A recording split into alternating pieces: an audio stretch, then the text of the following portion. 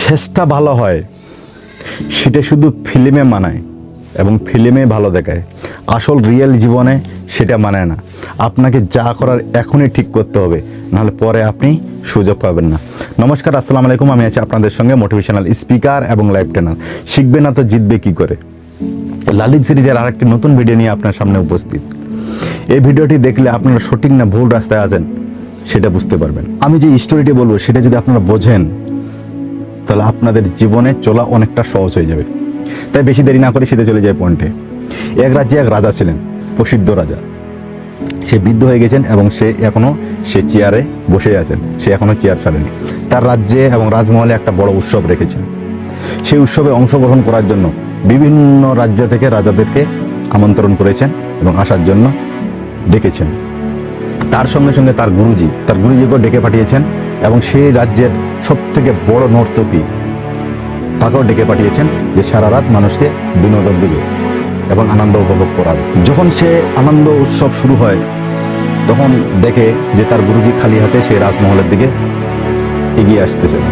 তখন রাজা তাকে ডেকে তার গুরুজিকে বলে যে গুরুজি, আপনি এই স্বর্ণ মুদ্রাগুলো নেন, থলির মধ্যে ভরে গিয়ে ওখানে গিয়ে বসেন এবং আনন্দ উপভোগ করবেন। যখন আপনাকে যে জায়গায় ভালো লাগবে, যে ড্যান্স আপনাকে ভালো লাগবে, যে নাচ আপনাকে ভালো লাগবে, তখন আপনি একটা করে স্বর্ণ মুদ্রা সেই নর্তকীকে দিবেন এবং সারা রাত সেই নাচ চলতে শুরু করে এবং চলতে থাকে। যখন সকাল হতে শুরু করে তখন দেখে যে এক তবলা বাজাচ্ছে সে হঠাৎ করে ঝিমোচ্ছে এবং প্রচণ্ড হারে তাকে ঘুম অ্যাটাক করেছে। তখন সেই নর্তকী দেখে যে তবলাওয়ালা ঘুমাচ্ছে, যদি সেটা রাজার চোখে পড়ে যায় তার তো সাজা হয়ে যাবে, তার তো কোনো না কোনো একটা সাজা অবশ্যই হয়ে যাবে। তাই তাকে জাগানোর জন্য তিনি কয়েকটি কথা বললেন, যেই কথাটি মানুষের জীবন পরিবর্তন করে দিয়েছে।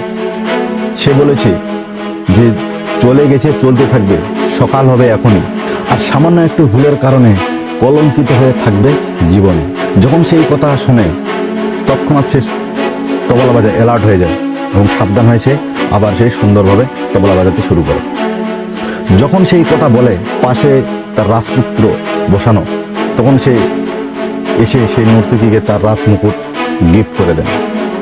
তার পাশে তার বোন, সেই রাজ্যের রাজার মেয়ে, সে তার ডায়মন্ডের হার তাকে গিফট করে দেন এবং সে রাজার যে গুরুজি, সে কিন্তু পুরা সোনার মুদ্রা থলি তাকে দিয়ে দেয় এবং সেখান থেকে যেতে শুরু করে। যখন সে রাজা এই জিনিসটা দেখলেন তখন বললেন যে তোমরা কি সবাই পাগল হয়ে গেছো, যে নর্তকীর একটা ছোট্ট কথায় তোমরা এত বড় কাজ করে ফেলছো। তখন সেই রাজ্যের রাজা ছেলে যে প্রশ্ন করে যে বাবা, আজকে আমি এরকম একটা মুভমেন্ট নিয়ে নিয়েছিলাম এবং দলবল সেনাবাহিনী ঠিক করে ফেলছি যে আজকে আমি তোমাকে হত্যা করব এবং আপনার সিটে আমি বসবো। যখন সেই নর্তকীর কথা আমি শুনলাম তৎক্ষণাৎ আমার বুদ্ধি চেঞ্জ করে দিয়ে আজকে আমি ভালো হয়ে গেলাম। তখন রাজা বলে তার মেয়েকে বলে যে তুমি কি জন্য দিলে? সে বলছে বাবা, আমার বিয়ের বয়স হয়ে গেছে, আমার বিয়ে দাও না। আমি সেই এক ছেলেকে পছন্দ করেছি, আমি তাকে নিয়ে আজকে ভেগে যেতাম। তার গুরুজি বলল যে আমি সারা জীবন ধর্ম উপাসনা করেই দিন কাটিয়েছি, আর তোমার কথা শুনে আসে আমি একটা নর্তকীর ড্যান্স দেখছি যেটা আমার জীবনে কলঙ্কিত হয়ে গেছে। তাই এই স্বর্ণ মুদ্রা দিয়ে আবার আমি চলে যাচ্ছি সেই জঙ্গলের দিকে। যখন সে এই কথাগুলি বলল, সেই রাজা তৎক্ষণাৎ ডিসিশন নিলেন যে আজকেই আমি আমার রাজ্য আমার ছেলেকে উত্তরাধিকারী দিব। তৎক্ষণাৎ তার ছেলেকে রাজা বানিয়ে দেয় এবং তার মেয়েকে বলে যে তোমার এতগুলো রাজপুত্র আছে, যাকে তোমার পছন্দ তার গলায় হার পরিয়ে তুমি তাকে বিবাহ করে। এবং সে নিজেই রাজমহল ছেড়ে তার গুরু আর তার সে রাজা জঙ্গলের দিকে চলল সে ধর্ম উপাসনা করার জন্য। এই কথাটি আমি রাজা মহারাজা শিক্ষকের যে বললাম তার সঙ্গে সঙ্গে আমার জীবনে অনেকটা মিল আছে। আমাদের জীবনটাও সেই রকমই, সময় যেটা চলে গেছে, যেটা যাচ্ছে সে খুব তাড়াতাড়ি যাচ্ছে।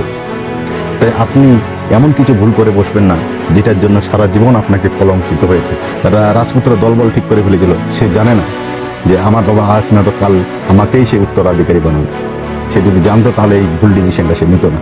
সেই নর্তকীর কারণে সে ভুল জায়গা থেকে সরে এসেছে। তাই আপনাদেরও বলছি, যদি আপনার মনে এরকম ভুল ধারণা থেকে থাকে তাহলে আজকেই এখনই সেটা ভালো করার চেষ্টা করবেন এবং আপনার জীবনে অ্যাপ্লাই করার চেষ্টা করবেন। ততক্ষণ পর্যন্ত প্রতিবারে নেই এবারও বলছি যে জীবনে এমন কিছু করে দেখান যেটা দেখে দুনিয়া করতে থাকবে। ততক্ষণ পর্যন্ত সুস্থ থাকবেন, ভালো থাকবেন। জয় হিন্দ, বন্দে মাতরম।